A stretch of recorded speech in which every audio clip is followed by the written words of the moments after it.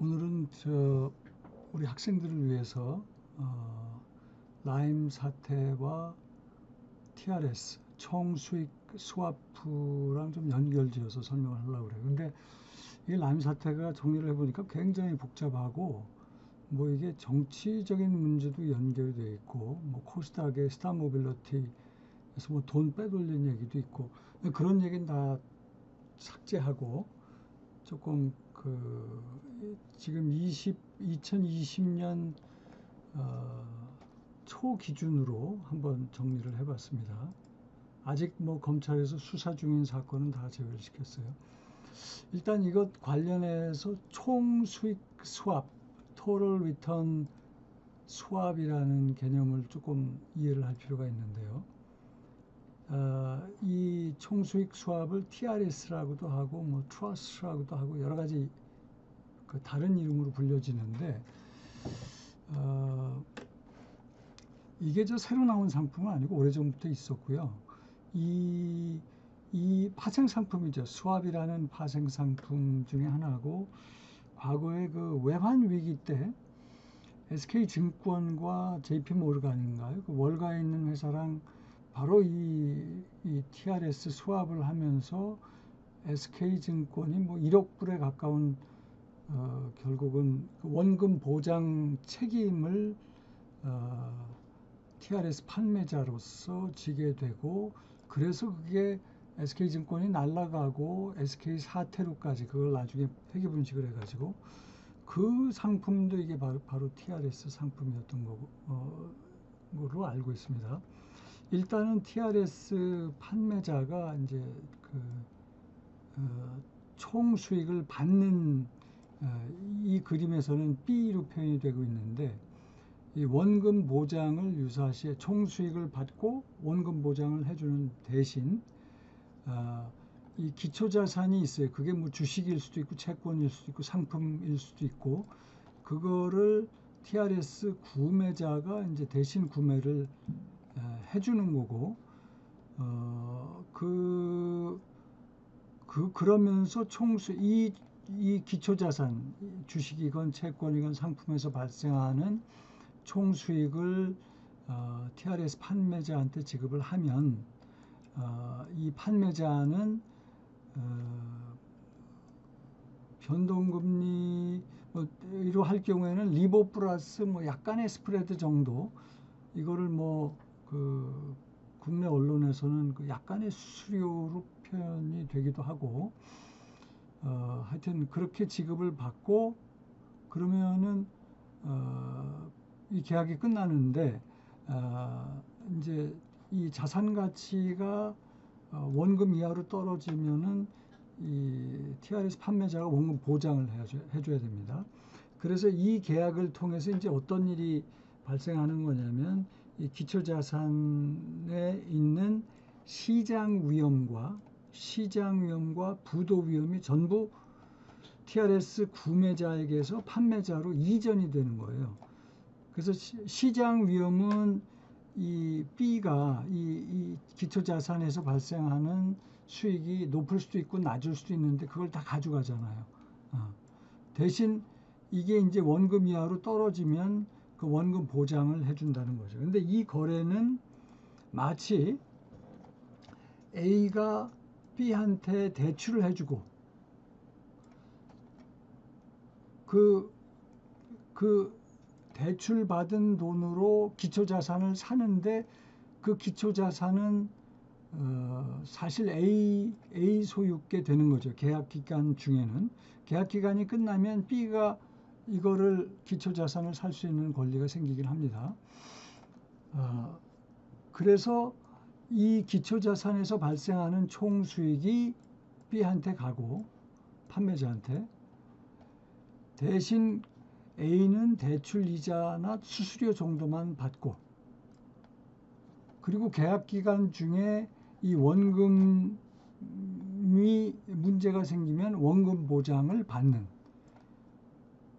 그래서 이 계약은 마치 A가 기초자산을 담보로 잡아서 유사시에 원금 보장을 받고 TRS 판매자는 그 대출이자를 그 구매자한테 주는 그런 거래와 유사합니다.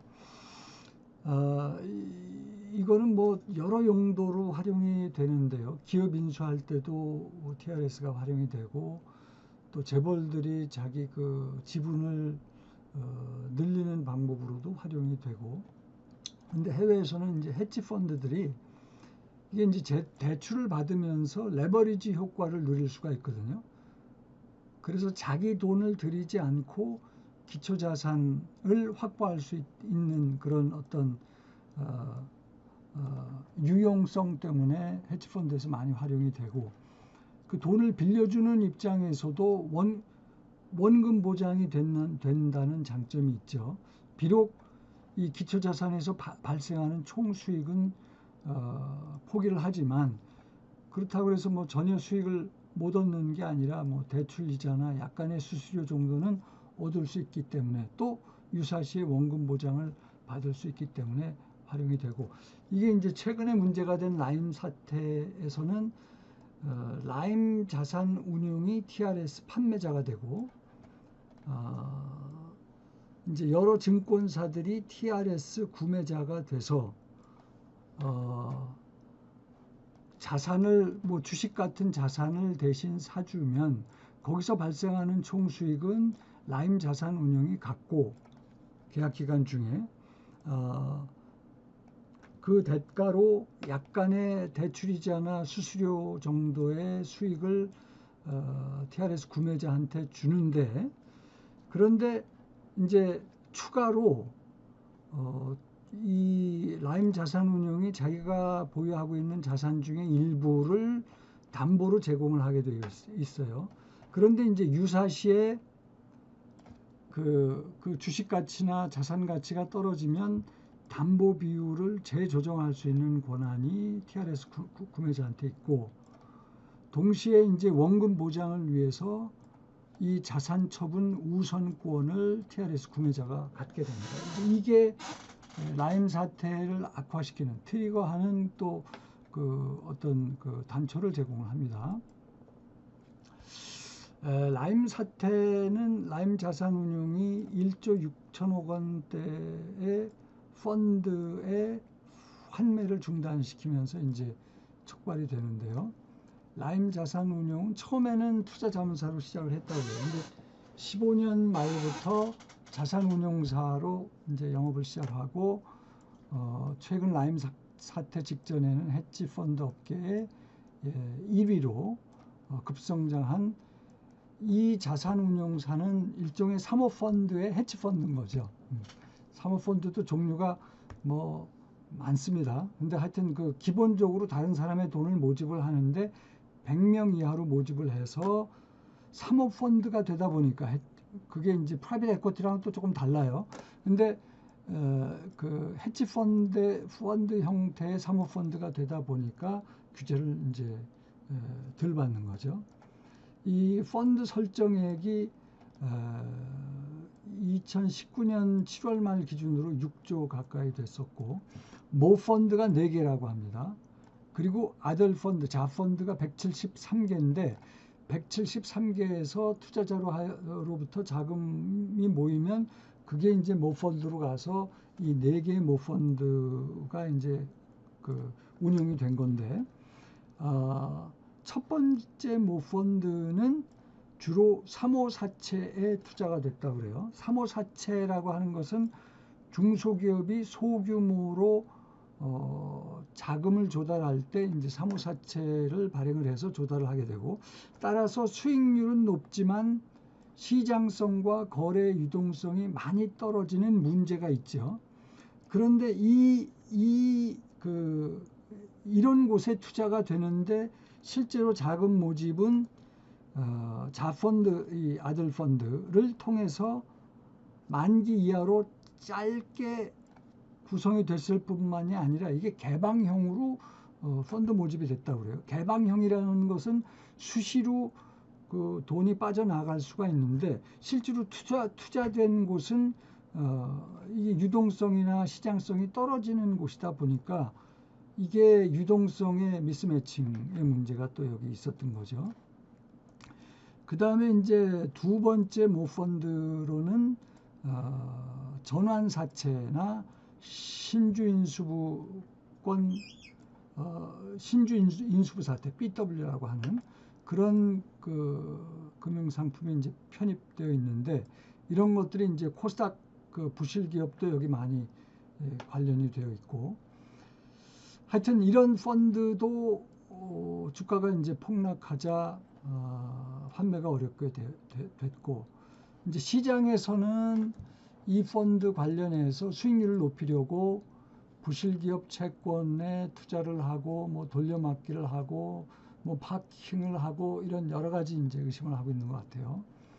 그 다음에 이제 이 두 가지 모펀드 이외에도 세 번째에 그 해외 무역 금융 펀드에 투자가 되는데 일단 이 해외 무역 금융 펀드는 해외 무역 거래에서 발생하는 각종 선결제, 운임, 원자재 구매 및 가공 비용 등에 필요한 단기 금융과 연관된 그리고 이제 그런 것들을 모아서 이제 구조화시킨 것 같아요. 문제는 여기에 관련된 그 회사가 이제 미국에 있는 헤지펀드인데 폰지 사기 논란에 연관이 됩니다. 폰지라고 하는 사람은 대공황 전후해가지고선 이 돌려막기를 미국에서 했던 한 100년 전에 그런 사기죠. 근데 이제 그런 사기가 그 라임이 돈을 모아서 투자했던 해외 그 무역금융 펀드인 헤지 펀드에서 이런 사기가 일어났던 거예요. 이 세 번째 그 해외 무역금융 펀드는 해외의 그 헤지 펀드 4-5곳에 투자하는 Funds of Funds. 그러니까 헤지 펀드도 이제 여러 유형의 헤지 펀드가 있거든요. 근데 여러 곳의 헤지 펀드에 투자하는 또 그 펀드 헤지 펀드를 그 재간접형 Funds of Funds라고 그래요. 근데 이 펀드 중에는 남미 지역 매출 채권의 70% 정도가 또 투자가 돼서 남미에서 그 뭐 아르헨티나 외환 위기가 있고 그럴 때도 이제 피해를 받지만 이제 문제가 된 것은 그 IIG International Investment Group이라는 미국 헤지 펀드인데 여기에 한 40%의 그 해외 그러니까 모펀드로 이제 해외 무역 금융 펀드에 투자가 됐는데 그 중에 40%가 투자가 돼 있었는데 이 IIG가 벌써 2018년 6월쯤에 기준가 산출을 중지를 했고 이거는 상당히 문제가 그때부터 진행이 됐다는 얘기인데 그럼에도 불구하고 라임 펀드는 그해 6월부터 11월까지 거짓말을 한 거죠. 0.45%씩 수익을 내고 있다고 거짓 공지를 했고 그 다음에 2018년 말에는 IIG에서 펀드 청산을 공식적으로 통보를 해오고 그럼에도 라임 자산운용은 이 펀드를 다른 펀드랑 합쳐서 시간을 끄는데 이제 그 과정에서 이 펀드를 싱가포르 소재 특수목적 법인 SPC에 처분을 하면서 5억 달러의 약속어음을 받았고 그 이제 이 IIG는 미국 금융당국으로부터 등록 취소와 펀드 자산 동결을 2019년 말인가 그런 제재를 받게 돼요. 이 IIG가 이제 청산 단계에 들어가니까 약속어음 가운데 1억 달러 원금은 이미 삭감이 된 상태라고 합니다. 그래서 만약에 2억 달러 이상의 원금 소실이 발생하면 투자금 전액 손실을 보게 돼서 최소 50% 손실이 지금 불가피하다 이렇게 보고 있고요. 마지막 4개 그 모펀드 4개 중에 마지막 모펀드가 이제 크레딧 인슈어드 무역금융 펀드인데 이거는 상대적으로 괜찮은 펀드인데 여기에 이제 다른 곳에서 다른 모펀드에서 문제가 되니까 돌려막기를 한 것 같아요. 그래서 결과적으로는 이 모든 모펀드가 환매 중단 발표를 하게 되고, 그 라임 그 자산운용에서 관리하는 전체 1조 6천억이 조금 넘는 지금 환매 중지가 된 그 펀드의 한 반 정도가 은행에서 판매가 됐다고 합니다. 그리고 이제 은행에서 판매된 펀드는 상대적으로 괜찮은 펀드로 처음에는 알려졌는데, 실사를 해보니까 또 여기서도 문제가 이제 있었다는 거죠. 예를 들어서 이제 부동산 시행사인 메트로폴리탄에 투자된 2,500억 원 가운데 2천억 원이 상각 손실될 예정이고, 이 부동산 개발하는 회사인데 그 자금이 엉뚱하게 코스닥 기업으로 빠져나갔다. 뭐 이제 그런 얘기도 나오고 있습니다. 이 불완전 판매 뭐 여부도 지금 그 얘기가 되고 있는 것 같고요. 이 해외 무역금융 펀드랑 신한금투랑 관련해서는 이제 6천억 원의 투자금이 있는데, 이 중에 2,400억 원은 개인 투자금이지만 나머지 3,600억 원은 신한금투에서 TRS 형태로 지금 들어가 있다. 그러니까 여기도 이제 그 레버리지 형태로 신한금투가 이제 3,600억 원을 라임한테 빌려주고, 라임은 이것 가지고 어떻게 보면 돈을 튀겨서 그 해외 무역금융 펀드에 이제 투자를 한 거죠. 그래서 공동 기획했다는 의혹도 있고, 물론 지금 신한금투는 이제 살아남기 위해서 라임의 지시를 기계적으로 수행했고, 뭐 차이니즈 월도 지켰고, 뭐 이런 식으로 얘기를 하고 있습니다. 그 다음에 이제 국내 펀드에 투자된 모펀드 아까 말씀드렸잖아요. 여기에 이제 의혹이 19년 7월에 제기가 되는데, 뭐 말씀드렸던 대로 좀비 기업에 이제 그 부실 자산 대량 매입하는 데도 관련이 돼 있고, 뭐 하여튼 뭐 여러 가지 편법 탈법 얘기가 지금 나오고 있습니다. 그래서 이 높은 수익률을 지금 저금리 시대에 약속을 했다는 게 이제 또 큰 문제죠. 이러다 보니까 편법 탈법이 동원되고, 해외에서는 또 고수익 고위험 헤지펀드에 이제 투자가 되고, 그 과정에서 이제 TRS를 통한 환매 트리거가 되면서 펀드런 사태가 이제 일어나죠. 펀드런은 뱅크런처럼 일단 먼저 가면은 먼저 돈을 찾게 돼 있잖아요. 그러다 보니까 이제 펀드도 먼저 찾아가려고 환매 요구를 하는데, 그 사이즈가 커져 버리니까 환매 중지를 시킨 거죠. 하여튼 TRS가 문제인데, 이제 TRS 계약을 통해서 대출해준 증권사들은 자기네들도 손해를 볼 수가 없으니까 이제 계약상 사실 원금 보장을 받게 되어 있고, 그래서 대출해준 금액을 회수할 수밖에 없다는 입장인데, 이 과정에서 그 증거금을 이제 주식 가치로 그 라임 자산운용이 그 제출했을 경우 이 주식 가치가 떨어지면서 더 큰 증거금을 요구하는, 그러니까 저 증권사 입장에서는 더 큰 담보 가치를 요구를 하게 되고, 뭐 아예 차제에 원금 회수를 또 요구를 할 수 있겠죠. 이 불똥이 지금 신한금투가 제일 그 TRS 계약을 많이 한 걸로 나옵니다. 이 불똥이 또 다른 그 국내 헤지펀드한테 불똥이 튀기도 하는데, 이 알펜루트 자산운용은 뭐 나름대로 수습을 한다고 지금 얘기를 하는 것 같아요.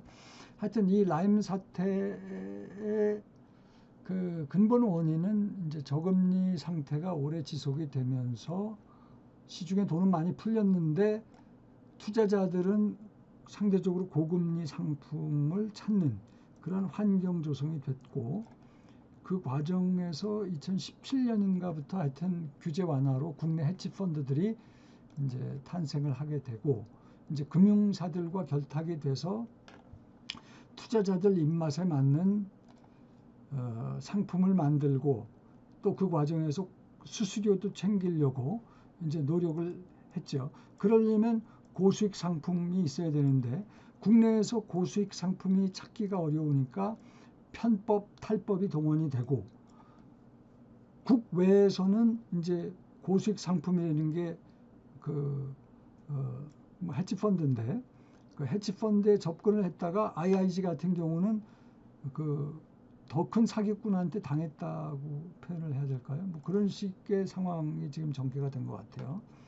근데 주의할 점은 고수익에는 반드시 고위험이 따른다. 공짜가 없다. 그 다음에 이제 TRS로 원금 보장을 받는다고 생각을 했던 증권사 입장에서는 지금 IIG한테 물렸을 경우에는 지금 완전히 그 미국에 있는 헤지펀드는 지금 뭐 청산 절차를 받고 지금 그런 상황이기 때문에 원금 보전이 어려울 수 있는 거죠. 그리고 라임 자산운용한테 물린 증권사들은 물론 규제기관에서는 그 원금 보장 회수하는 거를 TRS를 통해서 자제를 시키고 있지만 자기들 코가 석자기 때문에 원금 보장을 아마 하려고 그럴 거예요. 그런데 계약상으로는 또 그런 권리도 보장이 되어 있고, 그런데 이제 그 자산 가치가 충분히 떨어지면 뭐 그 기초 자산을 팔아도 원금 보전이 안 될 수가 있으면 그 원금 보장이 안 되는 거죠. 이게 그 CDS 사태에서 그 AIG CDS를 팔았던 AIG 그리고 CDS를 샀던 그 미국의 여러 증권사 문제랑 어떻게 보면 좀 유사할 수 있어요. 그런데 그때는 미국의 그 금융위기 때는 엄청난 국민 세금이 AIG에 들어가서 이 문제가 해결이 됐는데, 이 경우는 그렇게는 해결이 아마 안 될 거예요. 그렇다고 또 증권사가 양보하기도 쉽지 않을 것 같고, 하여튼 지금 라임 사태가 어떻게 수습이 될지 참 초미의 관심사인데, 굉장히 이게 뭐 일부만 지금 살펴봤지만 복잡한 사건인 것 같습니다. 네, 오늘